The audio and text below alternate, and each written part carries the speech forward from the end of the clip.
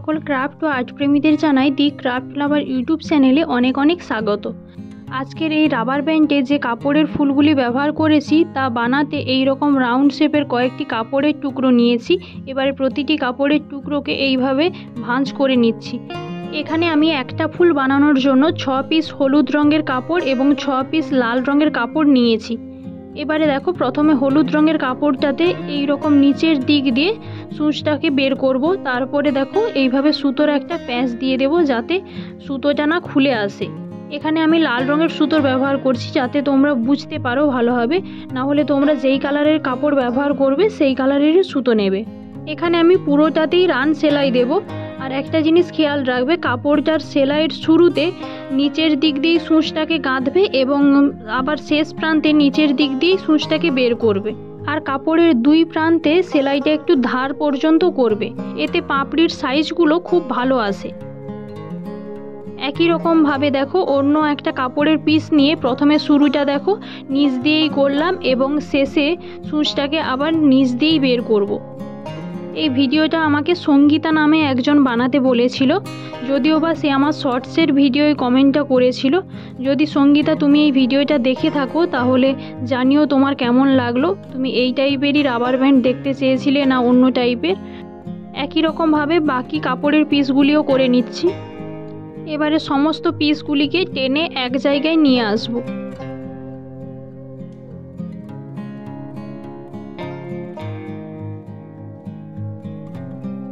এবারে পাপড়িগুলিকে একটু সামনের দিকে করে নেব, এদিক ওদিক ঘুরে যায় এই রকম টানতে গেলে।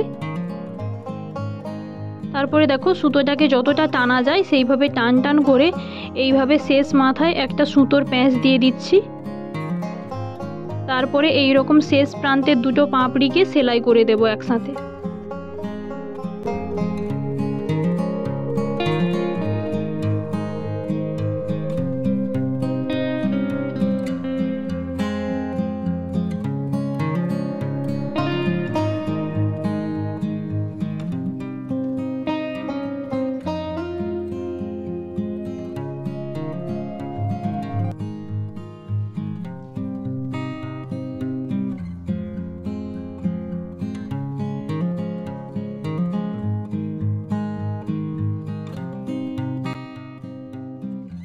একই রকমভাবে ছোট সাইজটিও করে নিয়েছি।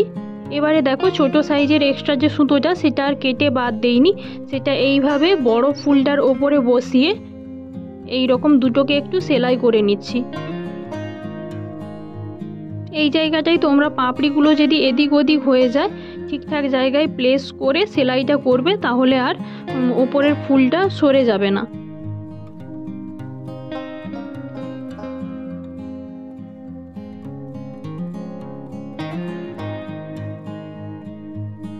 এখানে আমি ফুলের মাঝখানটা ভরাট করার জন্য টুইস্টেড রোপ ব্যবহার করেছি। তোমরা এর পরিবর্তে হাফ পুঁতিও ব্যবহার করতে পারো। এখানে আমি একটা ফুলের জন্য টুইস্টেড রোপ বানাবো বলে 2 পিস ডলি সুতো নিয়েছি, প্রতিটা 40 সেমি করে। এবারে এক হাতে ডলি সুতোটাকে এইরকম টাইট করে ধরবে আর অন্য হাতে এইভাবে সুতোটাকে প্যাঁচ দিতে থাকবে। তোমরা অন্য প্রান্তটা কোথাও বেঁধেও দিয়ে প্যাঁচটা দিতে পারো। প্যাঁচ দিতে দিতে যখন দেখবে এইরকম একটু লুজ করলেই প্যাঁচ হয়ে যাচ্ছে সুতোটা, তখন দুটো প্রান্তকে একসাথে করে গাঁট দিয়ে দেবে।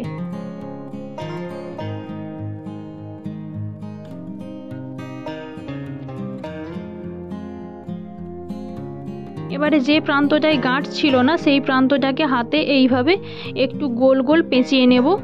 আমার ফুলের সাইজ অনুযায়ী আমার এতটা পরিমাণে টুইস্টেড রোপ লেগেছে। তোমরা যদি বড় বা ছোট সাইজের ফুল করো সেই অনুযায়ী টুইস্টেড রোপের সুতোর পরিমাণটা কম বেশি হবে। এখানে তোমরা টুইস্টেড রোপের পরিবর্তে হাফ পুঁতিও ব্যবহার করতে পারো।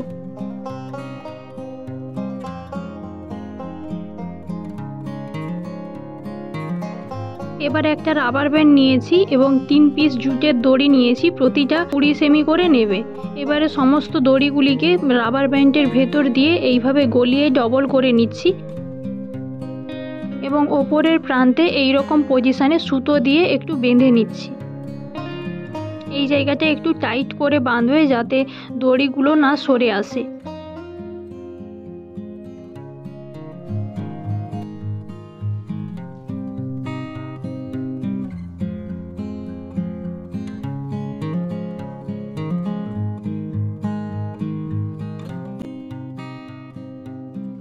এইবারে ওই যে বাঁধা অংশটা যাতে না বোঝা যায় তার জন্য একটি কটন বল গেঁথে নিচ্ছি ওইখানটার কাছে ভরাট করার জন্য।